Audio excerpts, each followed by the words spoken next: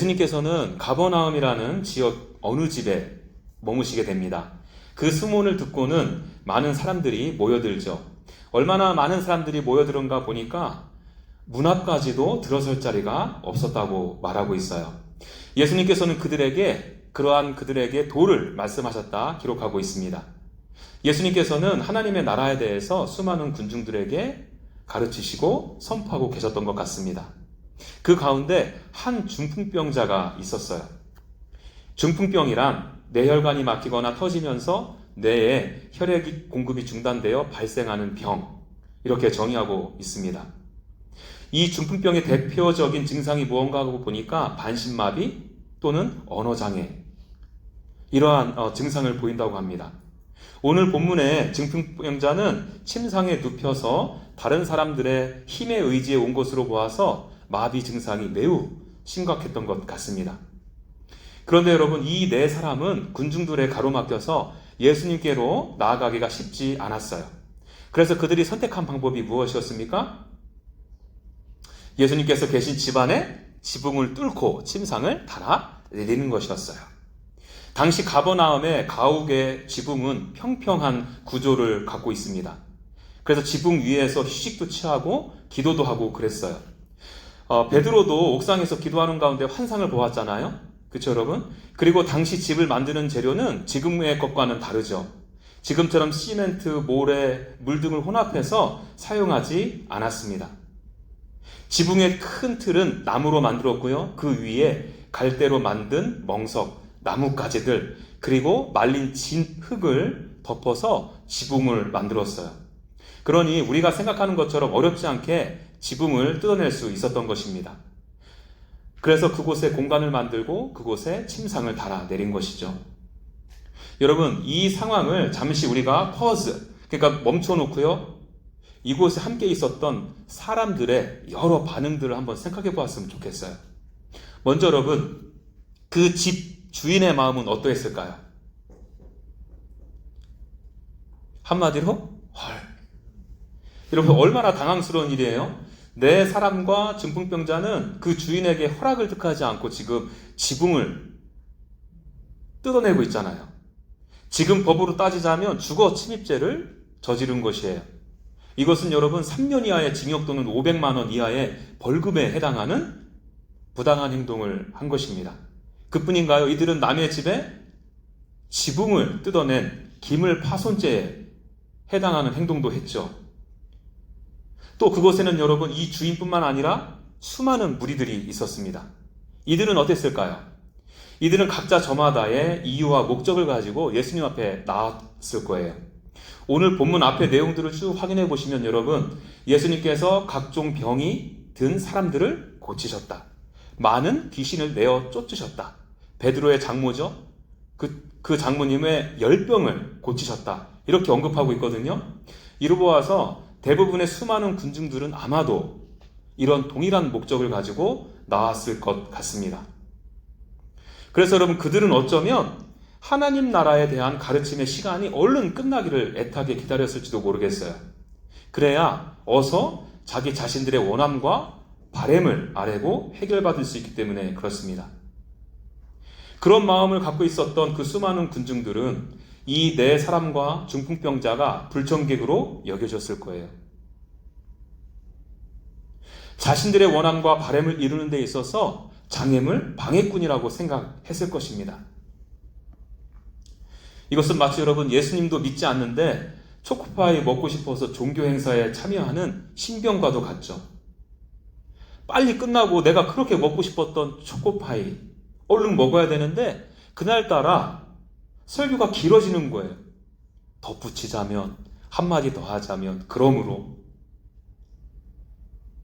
초코파이가 먹고 싶어서 예배에 참여한 그 신병에게 있어서 목사님은 설교자가 아니라 초코파이를 먹고 싶은 그것을 방해하는 방해자가 되는 것이죠.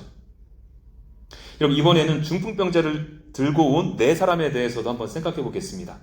사실 성경은 이 네 사람들과 중풍병자의 관계에 대해서 정확하게 언급하고 있지 않아요. 그 전부터 알고 지냈던 사이였는지 아니면 다른 사람들이 이봐요 젊은이들 이 중풍병자 딱 하잖아요. 당신들이 좀 젊고 힘이 좋으니까 예수님께 갈 수 있도록 좀 도와주는 게 어떻겠어요 하고 부탁을 받았는지도 몰라요. 아니면 자기 자신들도 예수님께 나아가다가 이 중풍병자를 발견하거든 가는 길이니까 도와주고 싶어서 그를 메고 왔는지도 모릅니다. 여튼 여기서 여러분 중요한 것은 그들은 중풍병자를 메고 왔고 사람이 많아서 지붕을 뚫고 달아내렸다는 데 있습니다. 여러분 그렇게 하기까지 이들의 마음은 좀 어떠했을까요? 무리들 때문에 예수님 앞에 나아갈 수 없음을 보고는 우리 할 만큼 했잖아. 여기까지만 하자.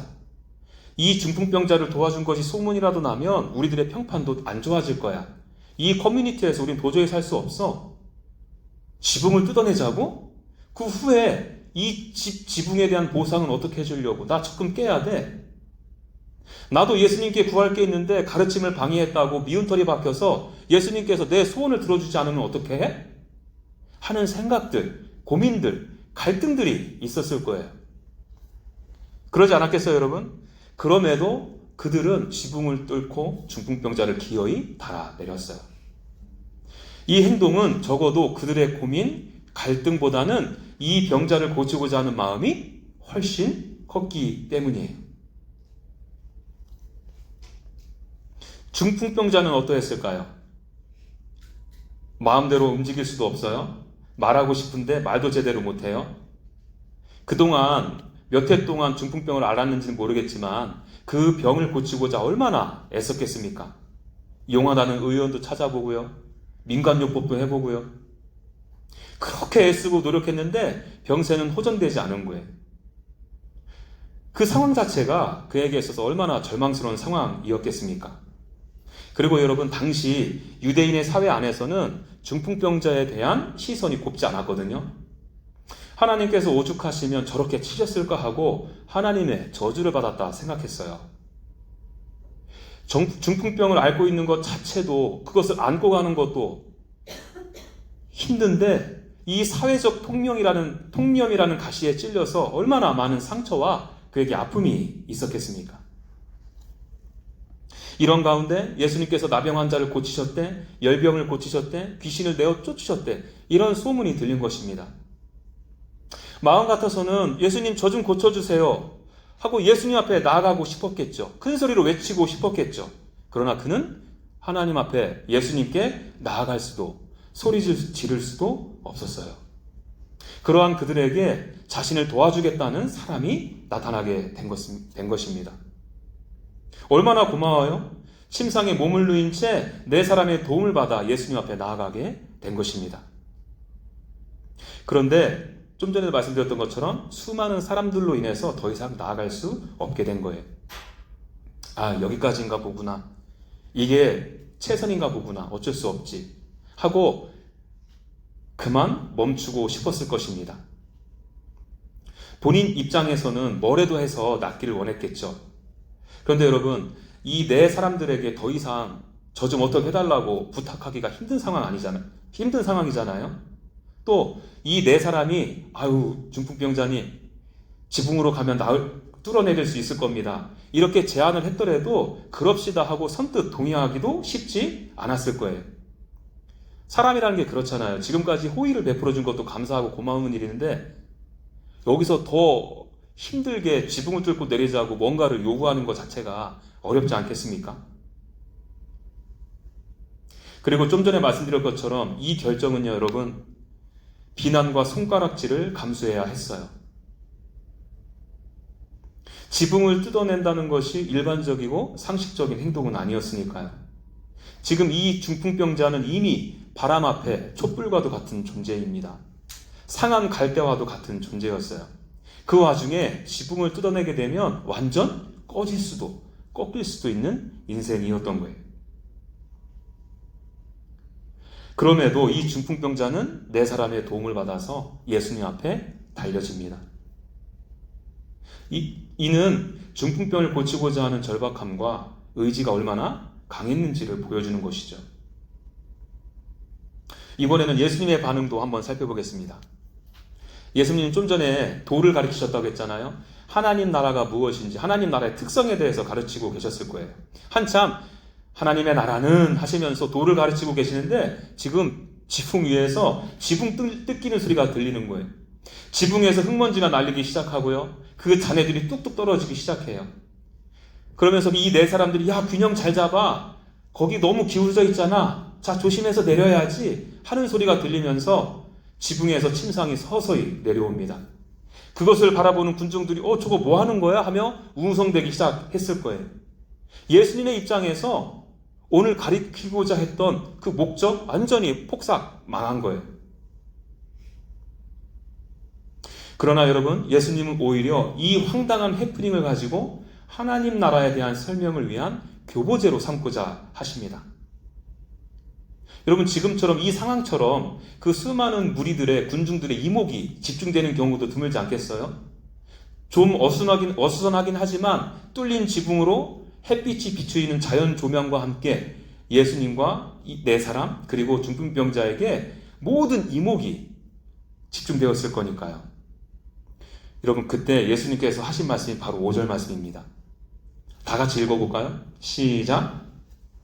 예수께서 그들의 믿음을 보시고 중풍병자에게 이르시되 작은 자야 내 죄사함을 받았느니라 하시니.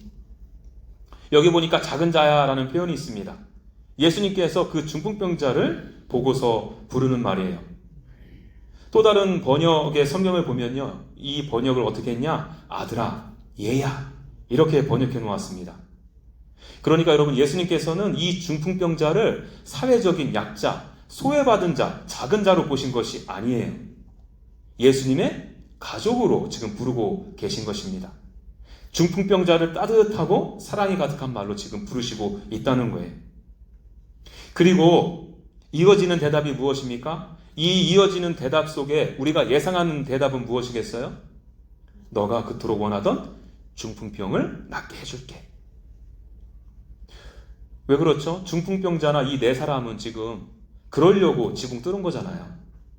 그런데 여러분, 뒤이어서 나온 예수님의 대답을 우리가 잘 봐야 됩니다.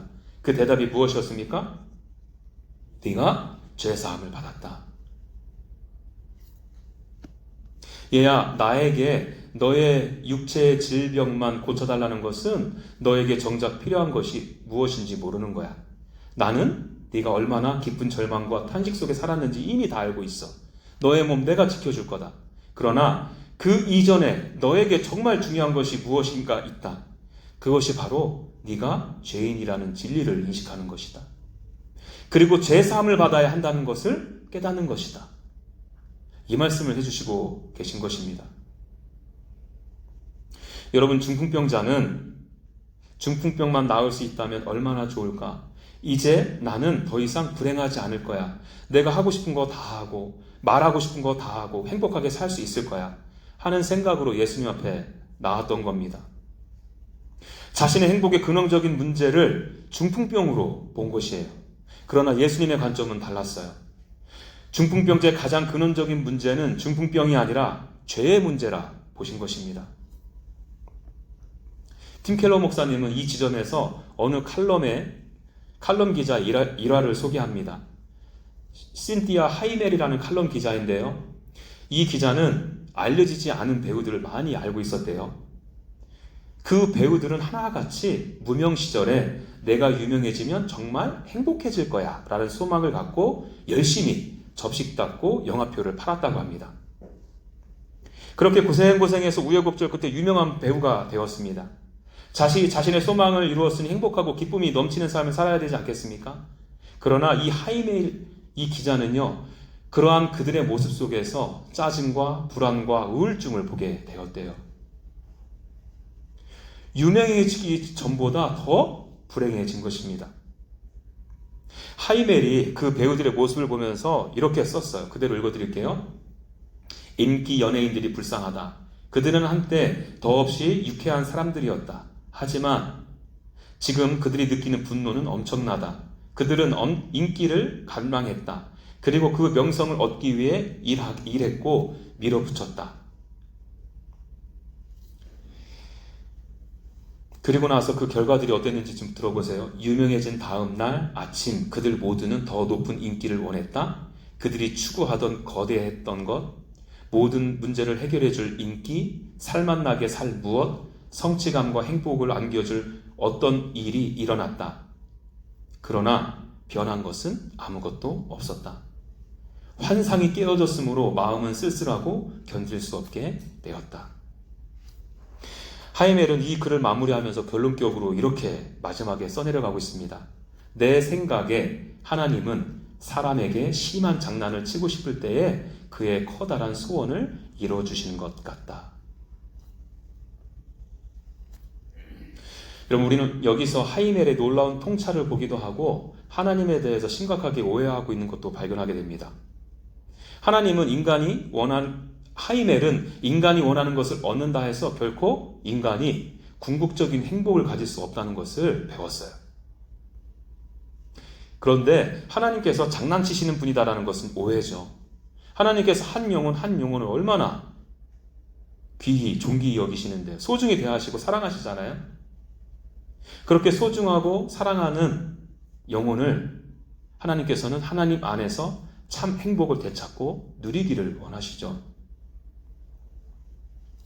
예수님은 여러분 중풍병자에게 진정한 행복을 주고 싶으셨던 거예요. 단순히 중풍병만 낫게 해주시면 무명 배우들처럼 나중에는 더 쓸쓸하고 견딜 수 없게 될 것이기 때문에 그렇습니다. 짜증과 불안과 우울 속에서 살아갈 수밖에 없는 존재이기 때문에 그래요. 그리고 급기야는 나중에 하나님을 고백할 때 내 하나님은 나에게 심한 장난을 치고 싶으셔서 내 소원을 들어주셨구나 하고 하나님에 대해서 비판적인 태도를 가질 수밖에 없다는 거예요. 성경이 하나님을 심하게 오해하게 된다는 것입니다. 그래서 예수님은 중풍병자에게 네가 죄상을 받았다 이렇게 말씀하신 것입니다. 여러분, 이 말씀은 중풍병자 그리고 중풍병자를 달아내린 네 사람 그리고 그 자리에 이러한저러한 바람으로 예수님께 나온 수많은 군중들에게 하신 말씀이기도 하죠. 지금 하나님의 나라에 대해서 가르치고 계신다고 했잖아요. 하나님의 나라는 죄인이 갈 수 없는 나라이니까요. 그런데 여러분, 이 수많은 사람들 중에서 내가 죄사함을 받았다라는 이 예수님의 선언을 불편하게 생각하는 자들이 있었어요. 본문 말씀 6절에서 7절 말씀도 좀 읽어볼까요? 본문 말씀 6절에서 7절 말씀 시작. 어떤 서기관들이 거기 앉아서 마음에 생각하기를 이 사람이 어찌 이렇게 말하는가? 신성모독이로다. 오직 하나님 한 분 외에는 누가 능히 죄를 사하겠느냐? 6절 말씀을 보게 되면 여러분, 서기관들이 이 수많은 군중들 안에 있었습니다. 그들은 율법 학자였죠. 하나님 말씀의 전문가들이었습니다. 그들은 인간의 죄를 사하실 수 있는 분은 오직 한 분? 하나님이시다. 이렇게 알고 믿고 있었죠. 구약 성경에 이와 관련된 구절들이 상당히 많이 있는데 그 중에서 한 구절만 여러분들에게 소개해 드립니다. 사무엘하 12장 13절입니다. 다윗이 나단에게 이르되 내가 여호와께 죄를 범하였노라 하매 나단이 다윗에게 말하되 여호와께서도 당신의 죄를 사하셨나니 당신이 죽지 아니하려니와. 인간의 죄를 누가 지금 사한다고 말하고 있습니까? 여호와 하나님이요. 이러한 진리를 갖고 있었던 서기관들의 입장에서는 예수님의 이 말, 네가 죄상을 받았다. 이 선언은 신성모독이 될 수밖에 없었죠. 자기가 뭔데 감히 하나님의 권세를 사칭하지? 예수님께서 이들의 마음을 모르실 리 없죠. 예수님은 그 서기관들을 향해서 다음과 같은 질문을 하십니다. 9절 말씀 제가 읽어드립니다. 중풍병자에게 내 죄사함을 받았느니라 하는 말과 일어나 내 상을 가지고 걸어가라 하는 말 중에서 어느 것이 쉽겠느냐? 여러분들이 보시기에 이 두 가지 질문 중에서 어느 것이 더 쉬워 보일까요? 좀 답하기 힘든 질문일 수도 있을 것 같은데요. 그렇지 않나요, 여러분? 우리가 보기에는 죄사함을 받았다 말하는 것도 그렇고 일어나 내 상을 가지고 걸어가라 말하는 것도 사실 쉽지 않죠. 그런데 여러분, 이 말씀을 하시게 된 배경이 어떻게 되나요? 좀 전에 설명드렸잖아요. 서기관들은 예수님께서 네가 죄사함을 받았다 하는 이 말씀을 하신 후에 그것이 신성 모독이라고 생각했습니다. 왜? 죄사함의 권세는 오직 여호와 하나님께 있기 때문이죠. 지금 예수님은 그들의 그 마음을 아시고 이 질문을 하시는 거잖아요. 그러니까 여러분, 서기관들의 입장에서는 무엇이 더 어렵겠냐는 거예요. 죄를 사하는 것이 훨씬 더 어렵죠. 아니, 어려운 것은 일말의 가능성이라도 있기 때문에 어느 정도 그 가능성을 보이고 있잖아요. 그래서 사실은 이 어려운 것이 아니라 죄사함을 받았다 말은 여러분 아예 불가능한 거예요.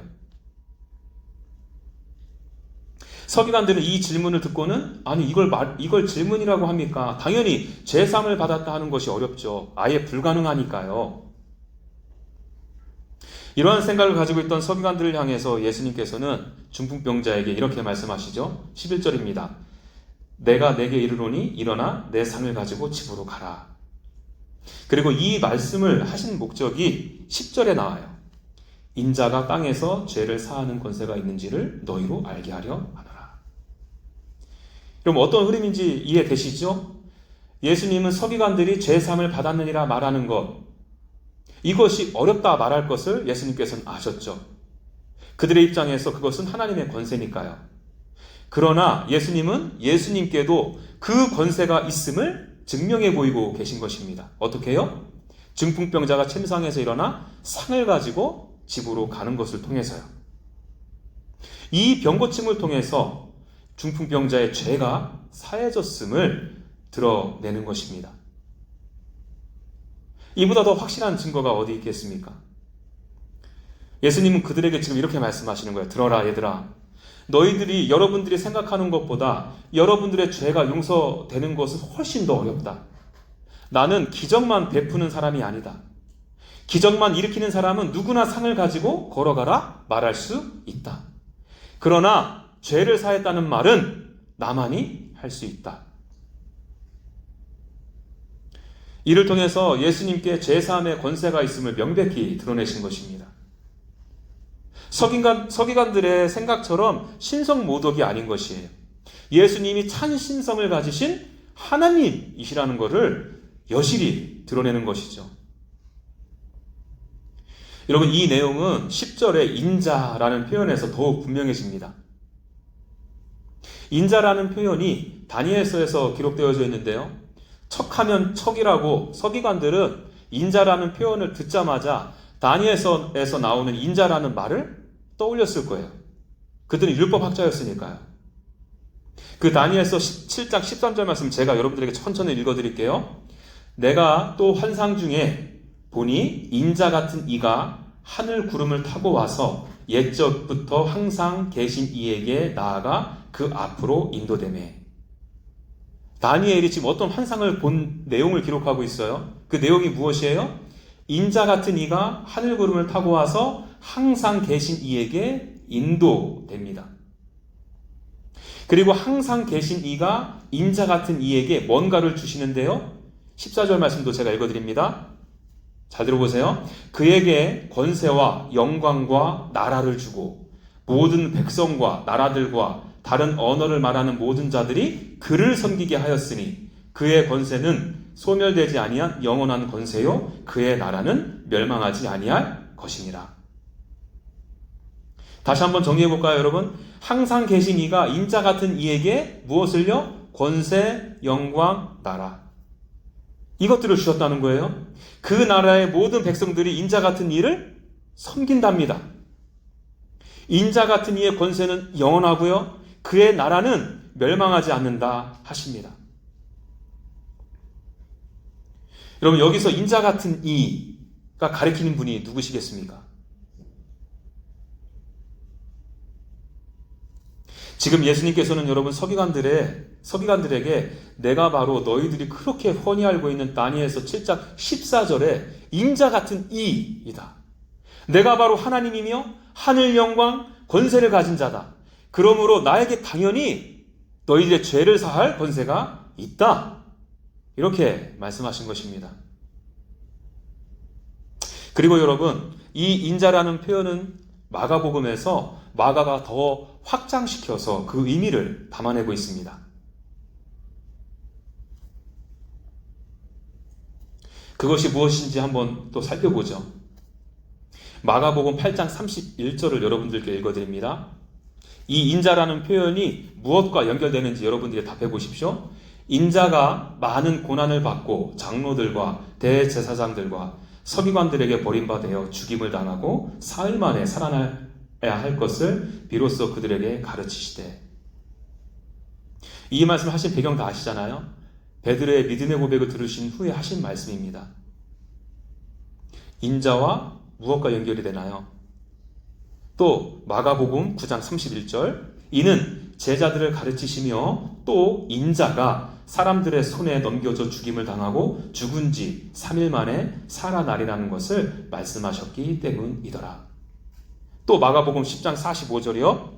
인자가 온 것은 섬김을 받으려 함이 아니라 도리어 섬기려 하고 자기 목숨을 많은 사람의 대속물로 주려 함이니라. 여러분, 마가는 지금 인자에 대해서 어떠한 관점을 확장시키고 있습니까? 권세 플러스 예수 그리스도의 죽음 당하시고 부활하신.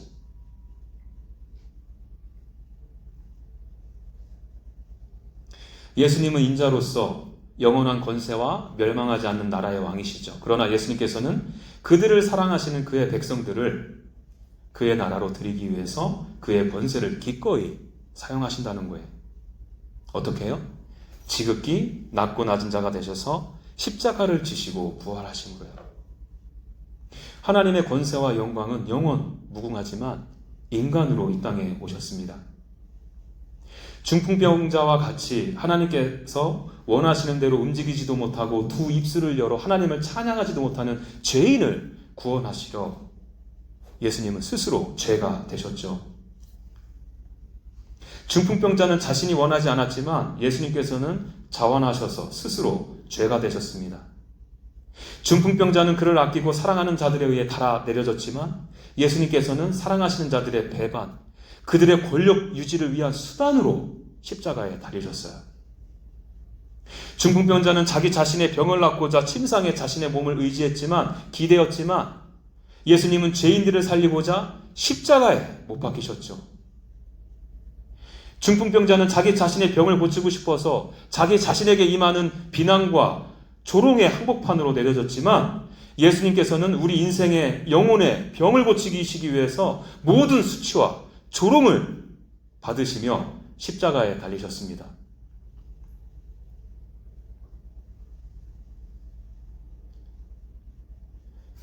예수님께 있는 그 권세로 죽으심으로 그 죄의 권세를 제압하신 거예요. 예수님께서는 죽음에서 다시 일어나심으로 그 죄사함의 권세가 예수님께 있음을 확증하셨습니다. 중풍병자가 그의 무능력, 절망, 눈물, 좌절, 수치, 이것들을 상징하는 침상에서 일어난 것처럼 예수님은 죽음에서 일어나셨죠. 십자가는 더 이상 패배와 저주의 상징이 아니라 승리와 축복의 상징인 것입니다. 모욕의 상징이 아니라 영광의 상징인 것이죠. 예수님께서는 중풍병을 고치심으로 예수님께 권세가 있음을 확실히 하셨잖아요. 이 사건의 확대가 바로 예수 그리스도의 십자가 사건인 것입니다.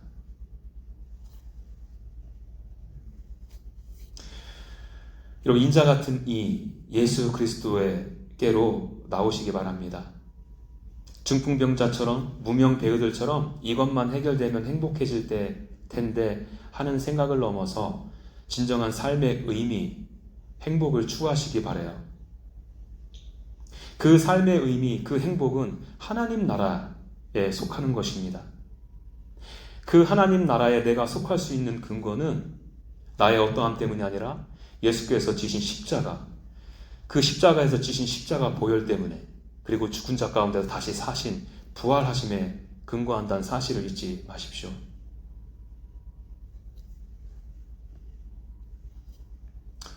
그리고 여러분, 예수님 안에서 우리가 정말 행복하시거든 이제는 중풍병자를 상에 달아내린 이름 모를 네 사람과 같은 삶을 추구하시기 바랍니다.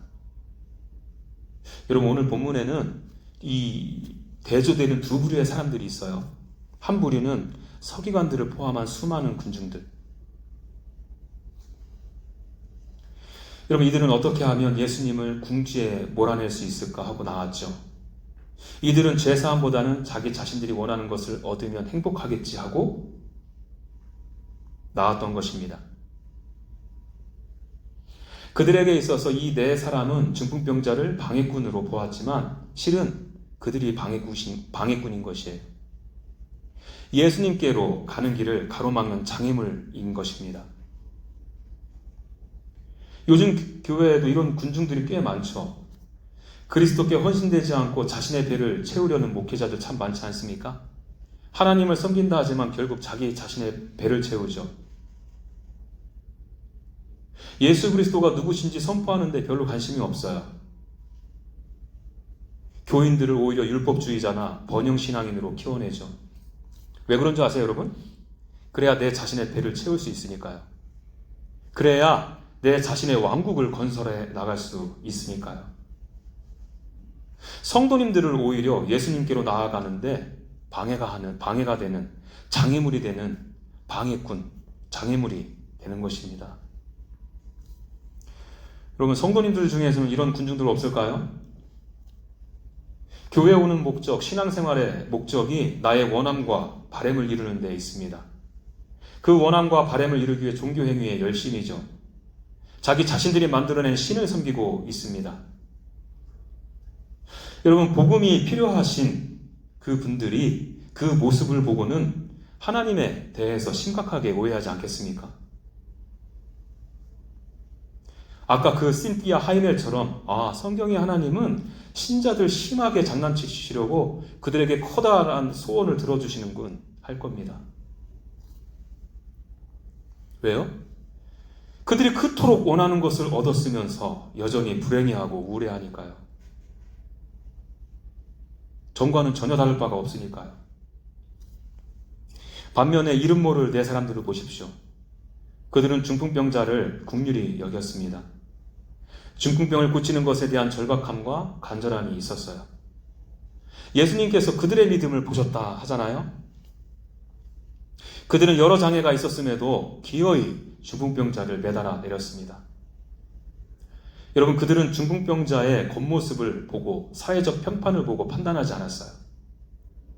당신같이 나이 많고 잘난 척하고 분위기 파악 못하는 사람은 우리 교회에 맞지 않아요. 이렇게 내치지 않았다는 말입니다. 또 그들은 여러 장애물 앞에서 핑계하지 않았습니다. 저는 시간이 없어요. 말주변이 부족합니다. 물질이 없어요.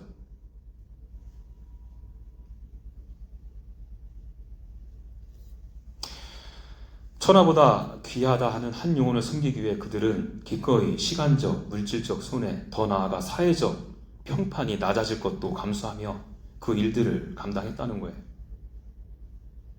그리고 여러분, 그들은 그 네 명은요, 이 중풍병자가 낙상하지 않도록 균형을 잘 잡고 침상을 달아내렸습니다. 내 귀퉁이를 들 때 서로의 마음을 헤아리고 배려했기 때문입니다. 함께 사역함에 있어, 동역함에 있어 저는 저 사람하고 절대로 함께하지 못해요. 성격도 다르고요. 추구하는 방향도 달라서요. 차라리 혼자 하고 말지요. 이런 독선적으로 생각하고 행동하지 않았다는 거예요. 다른 귀퉁이를 들고 있는 세 명 그 사람을 겸손함으로, 사랑함으로 섬기며 서로 하나가 되어 그 사명을 감당했다는 것입니다. 여러분, 저는 이러한 놀라운 일들이 우리 교회 안에 일어나기를 소망해요. 여러분, 중풍병에 걸린 그 중풍병자를 생각해 보십시오. 그는 스스로 하나님의 이름을 부를 수도, 하나님 앞에 나올 수도 없는 존재였어요.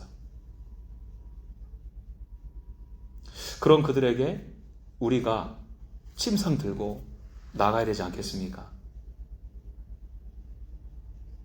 죄사함의 권세를 가지신 예수님으로 인해 우리가 참 행복해졌다면, 그분만이 나의 기쁨이며 참 행복임을 고백하는 우리라면 그 행복을 누리지 못해 하나님을 찬양하지 못하고 하나님 앞에 나오지 못하는 영혼들에게 나가야 되지 않겠냐는 거예요. 그리스도께서 우리에게 오셨던 그 마음으로요.